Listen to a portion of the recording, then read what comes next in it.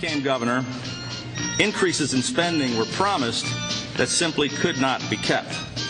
If ever Maryland needed a dose of honesty, it's now.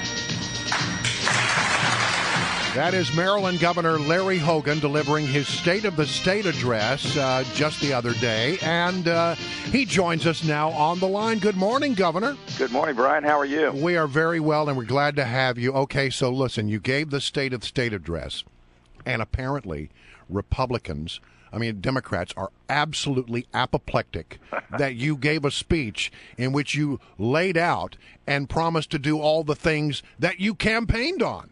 Well, I had the audacity to talk about things like fiscal responsibility and tax cuts, which are sort of like heresy to the people in Annapolis.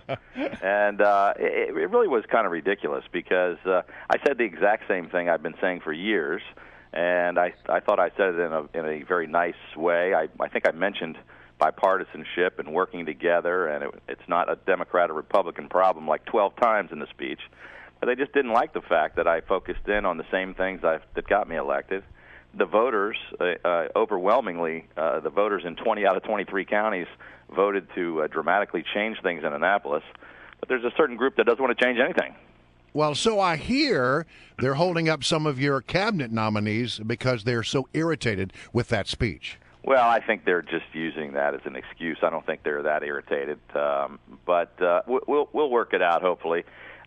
Basically, it really comes down to I'm an agent of change, and they're defending the status quo, and they think that they've been heading in the right direction and doing all the right things for the past 8 years, and I happen to believe just the opposite. Well, and Governor Hogan, you would think from the Democrats in Annapolis that you're in some way, you've slashed the budget in half, or people are going to, pets will be starving in the street and all of this. But I mean, I've actually heard some grumblings from more conservative voices in Maryland saying you didn't do enough.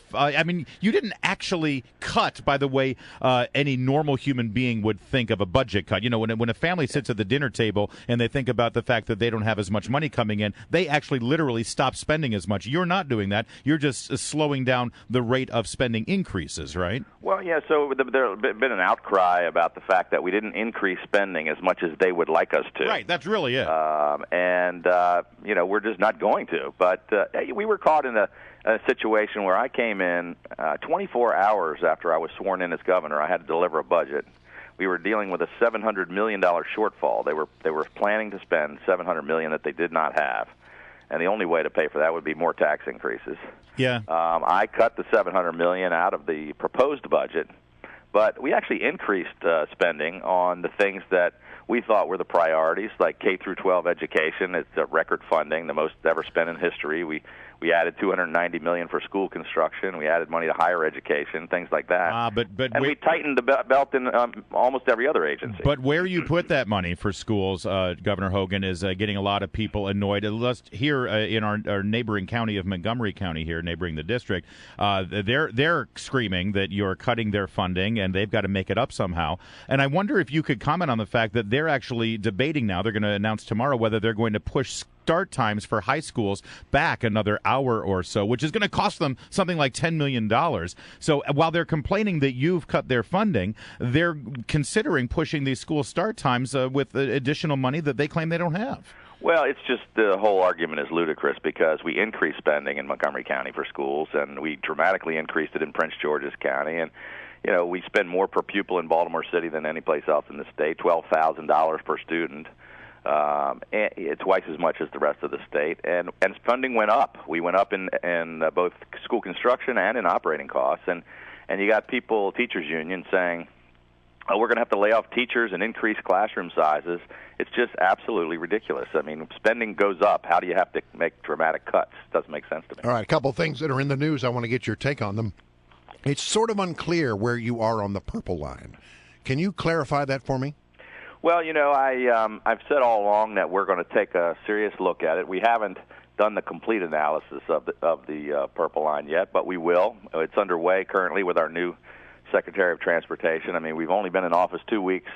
There are a lot of complex issues out there, the purple line and the red line in Baltimore. And we will be making a decision based on all the facts. We're listening to both sides. We're getting all the input and looking at the numbers and looking at our budget. And a lot of it has to do with what happens with this session. Well, are you saying that you're open to it? Oh yeah, we're going to look at all the facts and decide what's best and what makes sense for the taxpayers of Maryland. And very quickly, there's a proposal out there to put a moratorium on this idea of fracking in Western Maryland.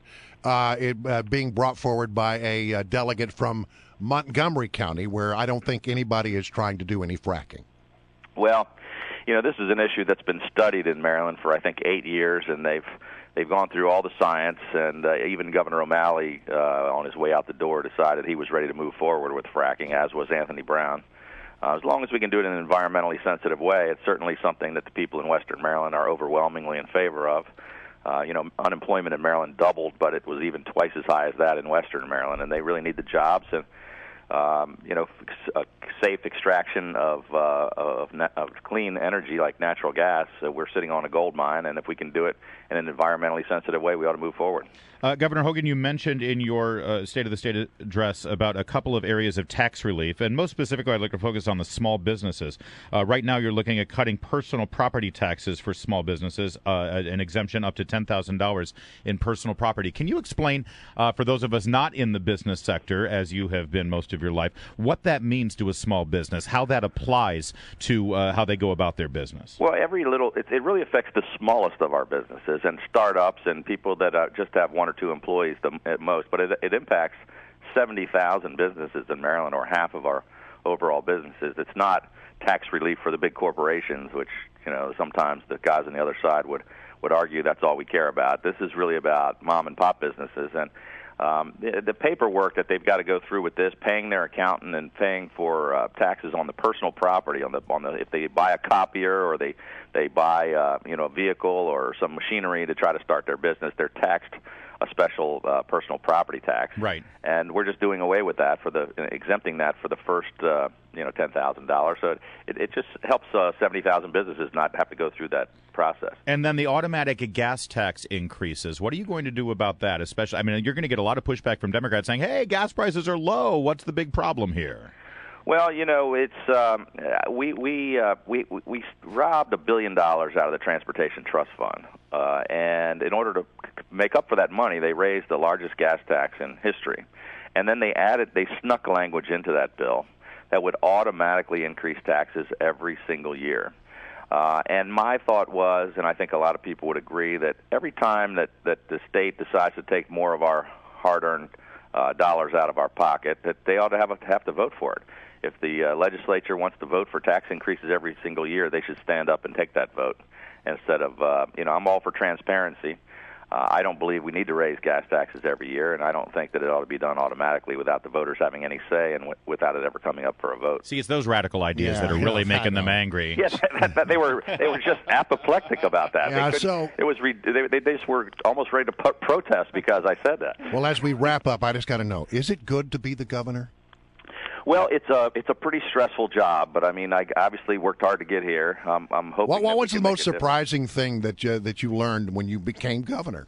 Well, I guess the toughest thing to get used to is the executive protection, or you've got state troopers 24 hours a day, and I'm now living in a museum that's across from the State House, and we're just starting to unpack the boxes and get comfortable in our new surroundings. Wow. But it's a terrific job. I'm very honored to be here, and thankful that the voters gave me this opportunity to try to change things. You know what else is a hard job in Maryland is being the czar of the crab cake. But I am going ahead with that duty, Governor Hogan. We committed to that, even without the sash and the fez, as promised. I'm going to. I need the proclamation. I need the document that I can show restaurants. Well, Larry, I want to do that, and also I said to you during the campaign that I'd like to get you down here, if you're able to broadcast live from Annapolis, bring you down and do a show one morning. Well, I think Brian and I would be game for that when it gets a little warmer. When we finish. When the weather's nice, we can go get crab cake. Well, I was going to say, when we finish, of course, there will be crab cakes. Okay. There will always be crab cakes. All right, Governor, thank you very much for joining us. All right, thank you, guys.